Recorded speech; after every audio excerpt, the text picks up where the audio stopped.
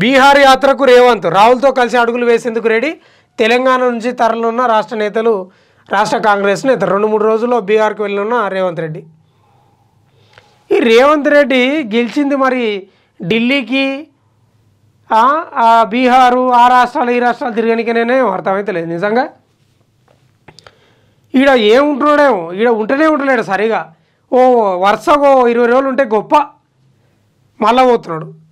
దశల వారీగా పాల్గొననున్న మంత్రులు, ఎమ్మెల్సీలు, ఎంపీలు తెలంగాణలోనూ సంఘీభావంగా పాదయాత్రలు చేపట్టేందుకు ప్రణాళికలు.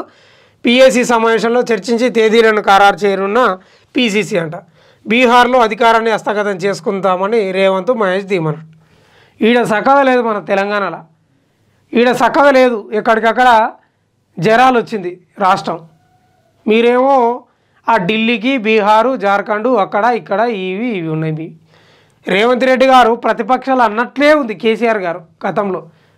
ఈడ గెలిస్తే ఏమవుతుంది ముఖ్యమంత్రి, ఇలా చేతుల్లో ఏముండదు, ఏదానికైనా ఆడికే పోవాలి, తుమ్మినా తగ్గినా ఆడికే పోవాలి, అంటే పోవాలి, చూసినా పోవాలని గతంలో అన్నాడు కేసీఆర్. వాళ్ళు అన్నట్లే చేస్తున్నారు మీరు కూడా. తెలంగాణ దృష్టి పెట్టండి, అధికారం ఇచ్చారు 10 ఏళ్ళ తర్వాత, మీకు దృష్టి పెట్టి ప్రజలు ఏంది సమస్య, ఏం కథ అనేది తెలుసుకోండి. ఆ ఢిల్లీకి పోతున్నారు, ఏమైనా తెచ్చిండ్రా? మీ పతార ఏముంది రేవంత్ రెడ్డి గారు?